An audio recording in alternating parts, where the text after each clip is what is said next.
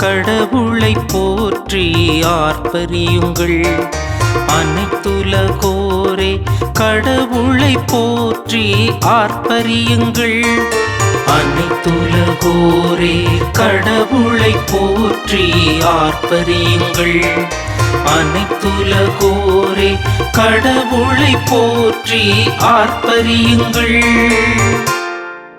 அனைத்துலகோரே கடவுளை போற்றி ஆர்ப்பரியுங்கள்.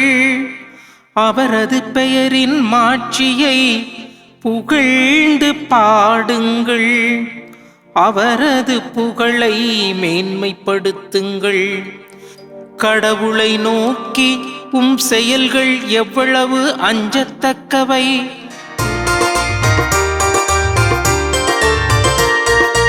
அனைத்துலகோரே கடவுளை போற்றி ஆர்ப்பரியுங்கள்.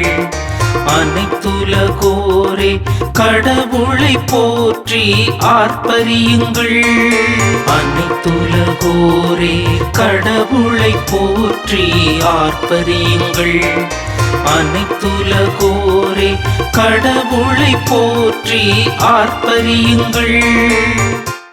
இறைமகன் இயேசு கிறிஸ்துவில் பிரியமுள்ள எனது அன்பு சகோதரிகளே, சகோதரர்களே, உங்கள் அனைவருக்கும் நம் ஆண்டவராக இயேசு கிறிஸ்துவின் அற்புத நாமத்திலே வாழ்த்துக்களையும் வணக்கங்களையும் தெரிவித்துக் கொள்கின்றேன்.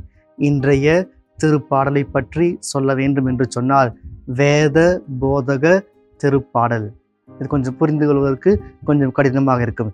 வேற்று மொழியிலே அல்லது நாம் புரிந்து கொள்கிற விதமாக சாதாரணமாக சொல்ல வேண்டும் என்று சொன்னால், நற்செய்தி பிரசங்கம், அவ்வளவுதான், முடிஞ்சிச்சு. ஒரு பிரசங்கம், அவ்வளவுதான் இந்த திருப்பாடல். ஏன் அந்த அளவுக்கு முக்கியத்துவமாக இருக்கிறது? ஒரு ஆலய பணியாளர் பேசுகிறார்.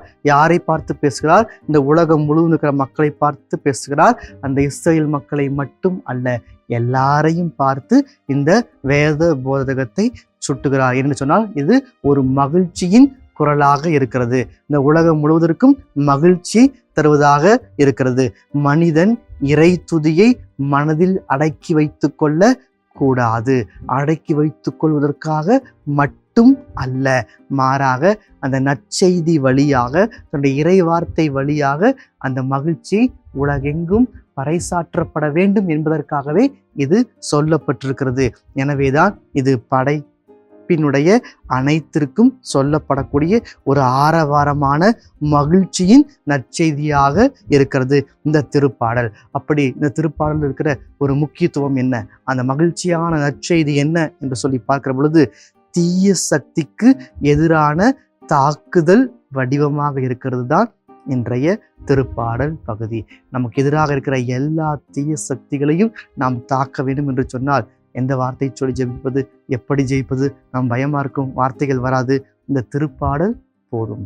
திருப்பாடல் 66 நீங்கள் ஜெபித்தீர்கள் என்றால், இந்த தீய சக்தியை எதிர்த்து தாக்குகிற ஒரு தாக்குதலை எடுத்து போராடுகிற ஒரு போராக இருக்கிறது என்பதை நாம் மறந்துவிட கூடாது. இதை எப்படி சுட்டி காட்டுகிறது சொல்லி பார்க்கிறது, எதிரணியை நிலைகுலைய செய்கிற ஒரு திருப்பாடல். இந்த எரிகோ முதலை சுற்றி இந்த இஸ்ரேல் ஜனங்கள் எப்படியாக குருக்கள் எக்காலம் முத தங்களுடைய ஆரவாரத்தினாலே அறிவிச்சோம், அதே போன்றுதான் எக்காலப்படி கேட்கிற பொழுது எங்களை ஆரவாரமாக துதிக்கக்கூடிய ஒரு திருப்பாடலாக இது இருக்க வேண்டும். யோபு புத்தகம் 6வது அதிகாரம் 20வது இறைவார்த்தையும் இந்த பகுதியை நீங்கள் ஒன்றிணைந்து வாசித்து புரிந்து கொண்டால் மிகவும் உன்னதமானதாக இருக்கும்.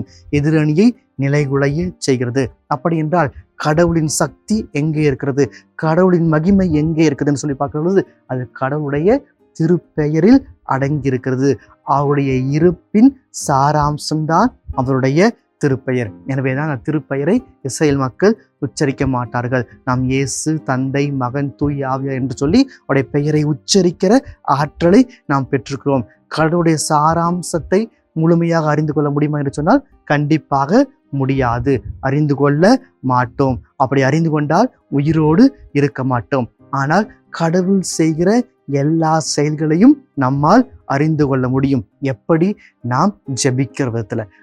எப்படி ஜெபிக்கிறோம்? 3 வகைதான் இருக்கிறது. முதலாவது நின்று கொண்டு ஜெபிக்கிறோம், தரையில் முழங்கால் படியிட்டு ஜெபிக்கிறோம், 3வது உட்கார்ந்து ஜெபிக்கிறோம். இந்த 3 தான் பொதுவாக எல்லோராலும் பயன்படுத்தக்கூடிய ஒரு ஜெபத்தினுடைய ஒரு வடிவமாக இருக்கிறது. அல்லது ஜெபத்தில் இருக்கிற ஒரு நாம் எப்படி இருக்கிறோம் என்பதை ஒரு தொனியை சுட்டி காட்டுவதாக இருக்கிறது என்பதை மறந்துவிடக்கூடாது. அப்ப எது வேணாலும் இருக்கலாம், ஆனால் இதுல இது மட்டும் இல்லாம வேற எந்த வழியாக இருக்கலாம், ஆனால் ஜெபிக்க வேண்டும் என்பதை மறந்து விடாதீர்கள். அந்த ஜெபத்திலே நாம் எந்த அளவிற்கு ஈடுபடுகிறோம். நின்று கொண்டு ஜெபித்தால் எப்படி இருக்கும், முழங்கால் படியிட்டு ஜெபித்தால் எப்படி இருக்கும், உட்கார்ந்து கொண்டு ஜெபித்தால் எப்படி இருக்கும், நான் எந்த நிலையிலே இருந்தால் எனக்கு அது சௌரியமாக இருக்கும், என்னால் சரளமாக ஜெபிக்க முடியும், ஒரு தடுமாற்றம் இல்லாமல் இருக்குமோ அந்த யுக்தியை, அந்த நிலையை நாம் பயன்படுத்தி கொள்ள வேண்டும் என்றுதான் இந்த திருப்பாடலின் ஆசிரியர் சுட்டி காட்டுகிறார். அப்ப கடவுள் உடைய செய்தியை நாம் முழுமையாக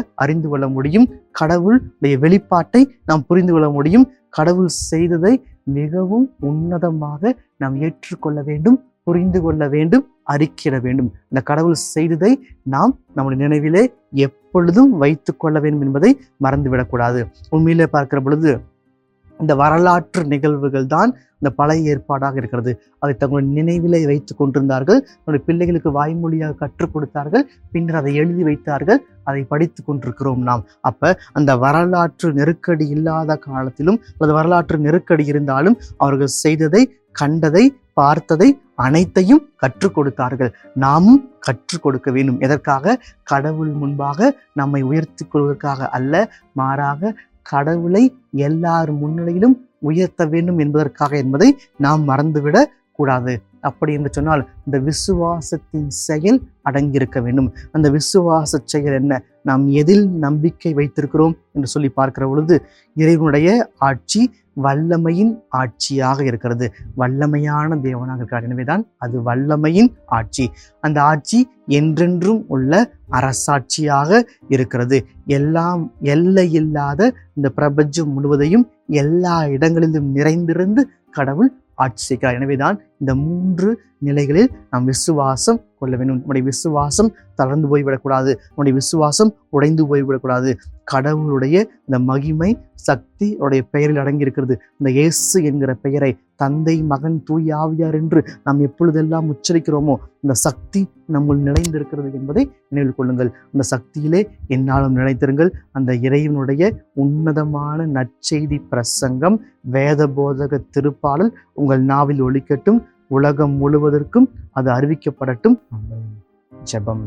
எங்களை எந்நாளும் அன்பாய் காத்து நேசித்து வழிநடத்தும் எங்கள் அன்பின் பரலோக பிதாவே, எங்களுடைய செயல்கள் வழியாக, நற்காரியங்கள் வழியாக, கிருகைகள் வழியாக நாங்கள் இறை செய்தியை போதிக்கிற, ஒரு வார்த்தை கூட பேசாமல் போதிக்கிற ஆற்றலை எங்களுக்கு நிறைவாய் தந்தருள்வீராக. காரணம், நாங்கள் தீய சக்தியை எதிர்த்து போராடுகிற பொழுதெல்லாம் இந்த திருப்பாடலை வாசித்து போராடி வெற்றி பெறுகிற ஆற்றலை தருவீராக. உம்முடைய திருப்பெயரை துதித்து, உம்முடைய திருப்பெயரை வீணாக பயன்படுத்தாமல் சரியாக பயன்படுத்தி துதித்து மகிழ்ச்சியில் வாழ திளைத்திருக்க துணை புரிவீராக. கடவுளின் சாராம்சம் முழுவதையும் அடைய முடியாது, ஆனால் கடவுளுடைய செயல்களை அறிந்து கொள்ள முடியும் என்கிற வார்த்தைக்கேற்ப நாங்களுடைய செயல்களை அறிந்து அறிக்கையிடுகிற ஆற்றலை பொழிவீராக. ஆமென்.